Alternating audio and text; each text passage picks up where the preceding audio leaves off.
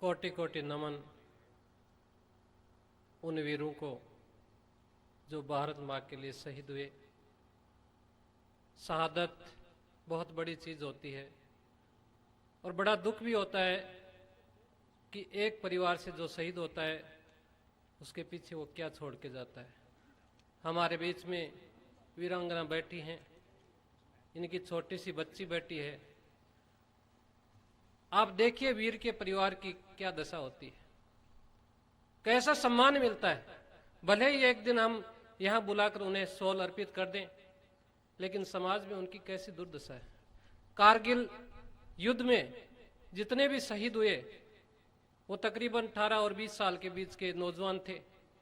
वो देश का ताजा खून जो पता नहीं कहां कहां काम आता, लेकिन हमारे नेताओं ने उन्हें ऐसी जगह दफन कर दिया कि आज हम उन्हें याद कर रहे हैं। जैसा चर्चा चल रही थी इतिहास की, नेताओं की और सारी बातें, साथियों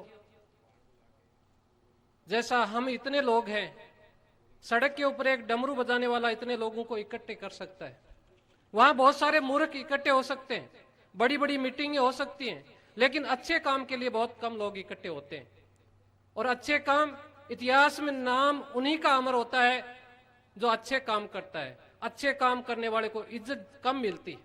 जैसे हमारे बीच आज कारगिल के हीरो दिगेंद्र सिंह जी हमारे बीच में है। ये बाय चांस ऐसे लोगों के बीच में आ गए कि आज इनका सम्मान हो रहा है। ऐसे बहुत सारे नौजवान हैं जिनका सम्मान अच्छे अच्छे मंच पर होना चाहिए, लेकिन होता नहीं है। चर्चा अभी चल रही थी नेताओं की। नेताओं के बिना तो कुछ है ही नहीं, देश कैसे चलेगा। हम कहते हैं आज नेता नहीं, हमें बड़ी खुशी है। मैं कहता हूं बड़ा दुख है कि हमारे बीच में अच्छा नेता होना चाहिए था। जो आज नेता है वो नेता नहीं, अच्छा नेता होना चाहिए था। बड़ा दुर्भाग्य हमारे देश का कि आज अच्छे लोग तो हैं लेकिन वो आगे नहीं आ सकते। मेरे साथी लक्ष्मण राम जी कह रहे थे कि आज 1 करोड़ रुपया किसी के पास हो वो नेता बन सकता है। अरे बड़े शर्म की बात है कि प्रजातंत्र जिसमें 1 अरब से ज्यादा लोग हैं और वो शराब के नाते वोट देते हैं, वो पैसों में बिकते हैं। शर्म है ऐसे देश को। अभी ये डीएसपी साहब कह रहे थे हमारे इतिहास के पीछे दृष्टांत दे रहे थे, बहुत सही दृष्टांत थे। अरे हमारा देश तो रहा ही गुलाम है। आजाद हम कब रहे, बार बार, और आगे आने वाले समय में हम फिर गुलाम हो जाएंगे। ऐसी हमारे सामने ऐसा चल रहा है, चक्रव्यूह चल रहा है कि फिर हम गुलाम हो जाएंगे और इस प्रकार से सज्जन लोग मीटिंगें नहीं कर सकेंगे। मीटिंगें करेंगे गुंडे बदमाश मीटिंगें करेंगे। ये समय आ रहा है, इसलिए हमें चेतनशील होना है। एक सैनिक सीमा पर इस समय बर्फ पड़ती है, वहां बर्फ में अपने ये पैर गड़ा देता है और वहां बंदूक ताने खड़ा रहता है कि दुश्मन इधर से ना आ जाए। और ये हमारे देश के जो कानून बनाते हैं, ये दुश्मनों को बाकायदा बाइज्जत यहां लाते। अब जब जिसने संसद में हमला किया था क्या हुआ, हमारे नेता कह रहे हैं कि उसको बचाना है। अरे कैसी देश की सुरक्षा, क्यों मरवा रहे हैं वहां लोगों को, आने दो जो आता है। जब बर्बाद ही होना तो खुलकर बर्बाद हो जाओ कि हमें क्यों रक्षा करनी है, क्यों लोगों को मरवाना है।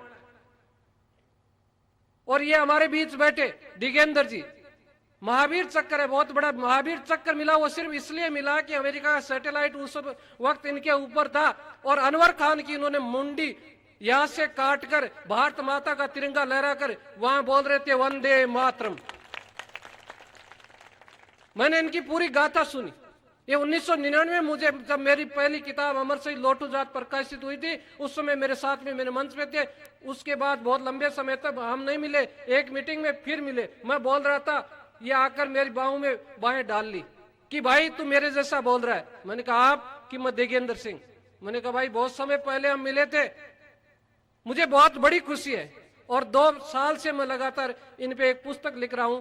कुछ ही समय में अगले महीने तक आ जाएगी एक पूरी पुस्तक, पूरा जीवन वृत्तांत कि दिगेंद्र सिंह जैसे बच्चे हमारे बच्चे बने।